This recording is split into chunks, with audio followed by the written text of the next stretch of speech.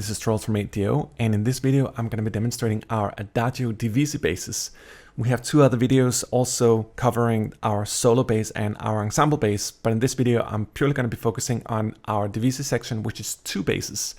And in the video I'm going to be demonstrating two different types of legatos that are gorgeous. We have dynamic bowings, we have loures, we have our short notes and so forth. And I'm going to go through all of them in this video. But let's just kick it off. Right now, let me just start out with our beautiful Adagio Basses Divisi Cantabile, you can pronounce it in many ways, legato, which is really a beautiful, fast-playing type of legato with a lot of expression.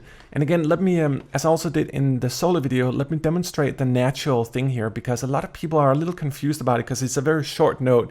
But it's absolutely great if you want to get a perfectly natural performance. If you use the natural, it's essentially 100% like it was recorded in the session. And you can always graft all the other things here in real time to them if you want like more of an arc, or if you want dynamic bowings and all that stuff. But let's just go for it. Let's check it out.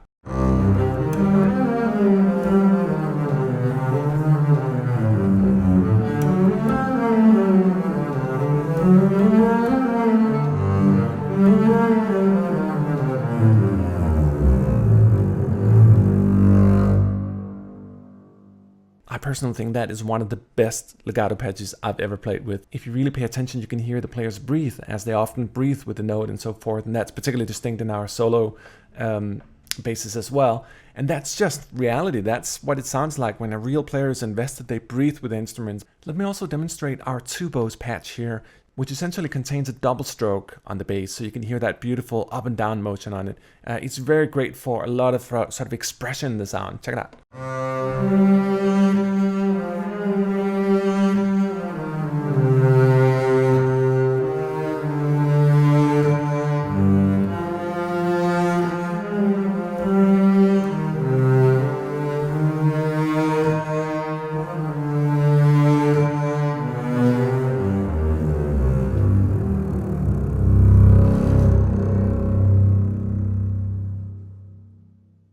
And it's interesting when you're recording a Divisi section like this, the two players were really in sync, and at times it almost sounds like a big solo bass. Let me try one more thing here. We also have our loures here. We have 4 different kinds, and I'll go a little more into them later in the video. But these are connected notes, so you get that fluent up-down stroke in the motion. It's funny we say up-down actually, because they're playing left-right more than up-down. But anyway, that's a classical world. Let's check it out.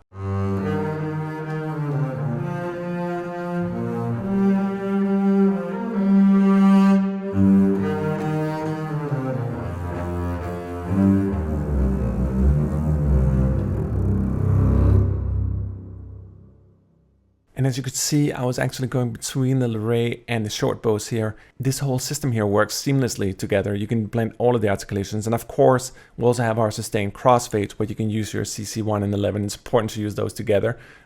So you can essentially control the dynamics and expressions if you want to do that. I actually prefer to play with the dynamic, because the problem with the crossfade is that and this goes for all existing sort of generation of libraries, that you're crossfading the sound.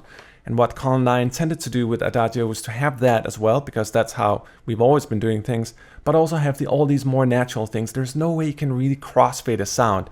It's way too complicated what goes on with the instrument, with the tension of the string, the vibrato, everything going on.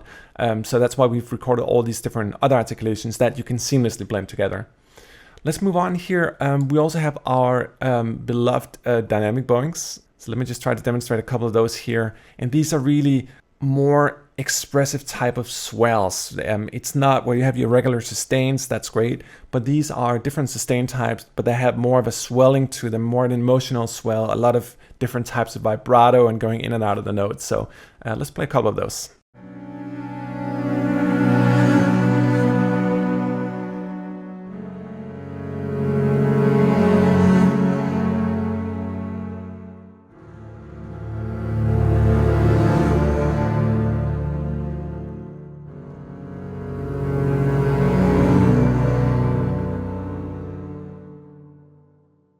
One of the very distinct concepts about Adagio as a whole is that we develop some specific methods how to capture a lot of the darker stuff but retain clarity. It's in part related to the room, microphones, the preamps, and a variety of other things. But it's amazing that you can actually take chords like that and they're not muddy at all. Check out some of our cello videos where we're demonstrating the same thing. It's a fairly interesting concept that you can place. You can get such clarity in the deep notes. But let me try another dynamic bowing here.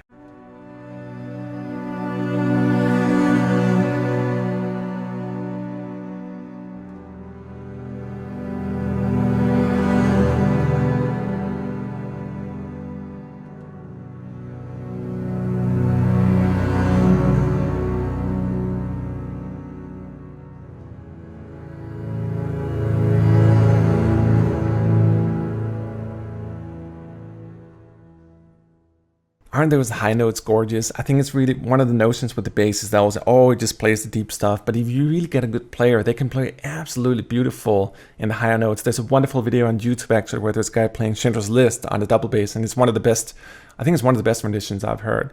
There's an incredible expression in the higher notes if you really get a player that knows what they're doing. Let me try another last dynamic bowing here. They're so nice to play with.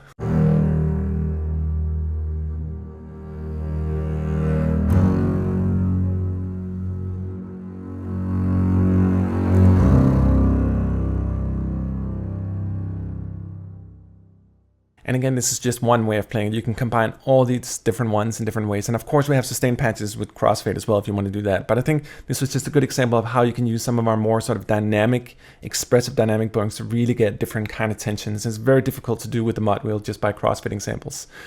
But let's move on here. Let's dabble a little bit with our loures. We also have these in our legatos, of course. We have specific patches where the loures are tempo synchronized. We've gotten a lot of questions about this, and yes, they are synchronized to your D8W. We actually have the same feature for our dynamic bowings as well. If you use your pitch bender on specific patches, you can time stretch them to get them slower and faster. So all these things can fully synchronize to your host. But let me play a little bit with the loures here. These are non-legato, of course. This is a separate non-legato patch, but you can actually play them in chords and get some cool harmonies going. Let's try that.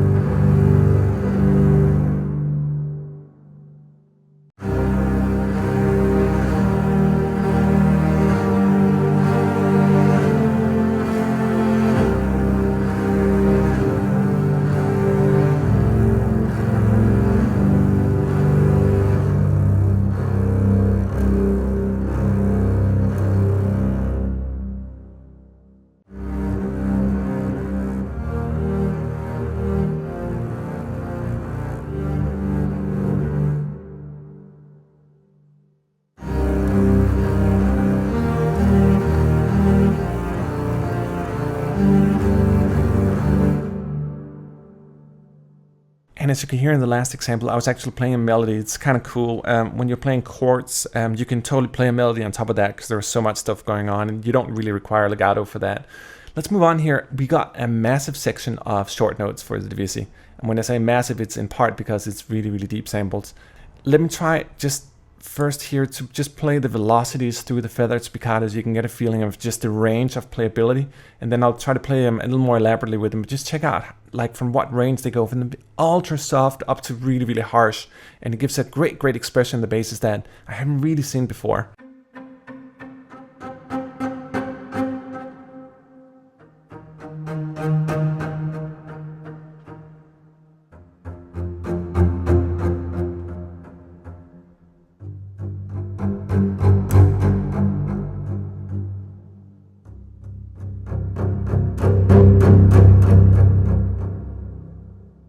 It's great when you got that amount of expression because you can really do some, especially when the sound is very tight like we did, because even the lower notes at a low range, there's a funky tight sound down there. Let me try to play a little more elaborately here with short notes so you can get a feeling for all the dynamic variations, how you can use them.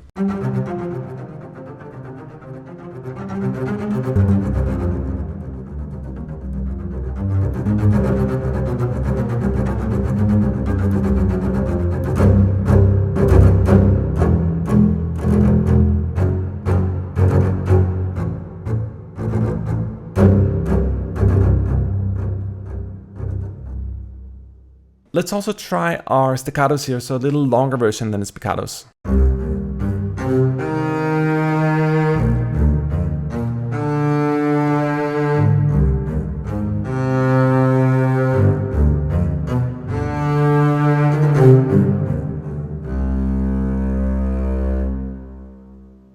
And with the short notes here, it's a really good idea to blend them together. You want to use the spiccatos for fast stuff, but if you want like more stops and more defined notes, try to use the staccato.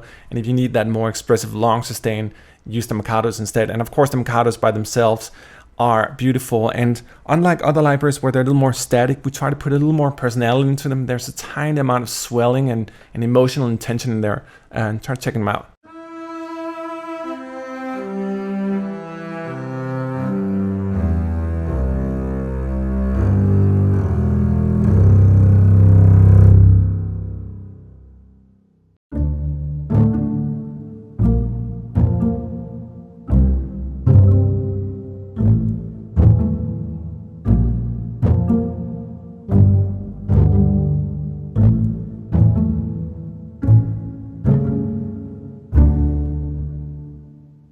Alright, moving on here. We also have our sustains that contains both sustains with vibrato, non-vibrato, and tremolos.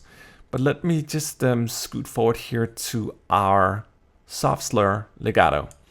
This one is different than the cantabile in the sense that it's a little more slurred. It's not a distinct slur, but there's something in there and it's a little slower. You don't want to play too fast. Let me try to demonstrate some different variations of it here.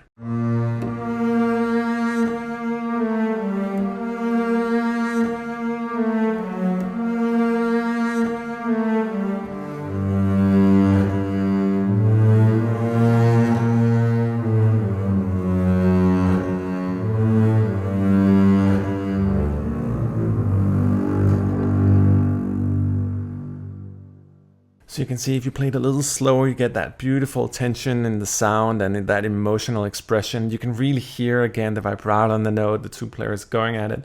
Let me try to demonstrate another part of it here.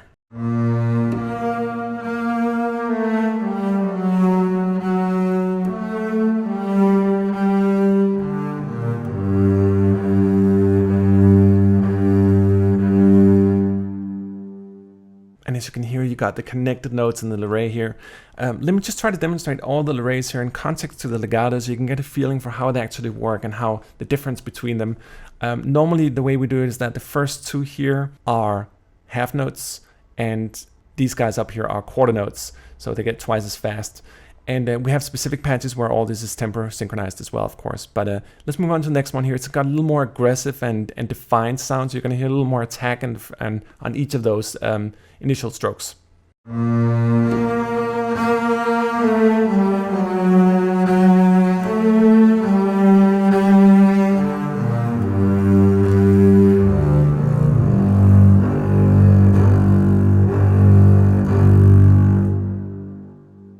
And I think I pointed this out before, but I find it interesting that the most common thing you do on a string is to go fluently up and down. And of course you do in spiccatos and other configurations, but nobody's ever covered this with legato before, and it's actually one of the most common things that you're playing. Let's move on here to this one here. It's a quarter note bass, so it's going to play twice as fast, so a little more action, even though it's not that actiony.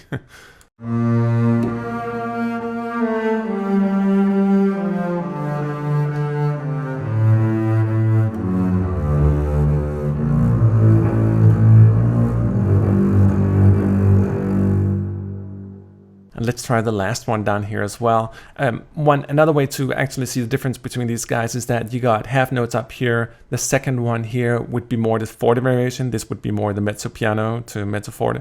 And the same thing here, we just played the mezzo piano, mezzo forte version, but let me try to play the fortissimo version of the loure here as well.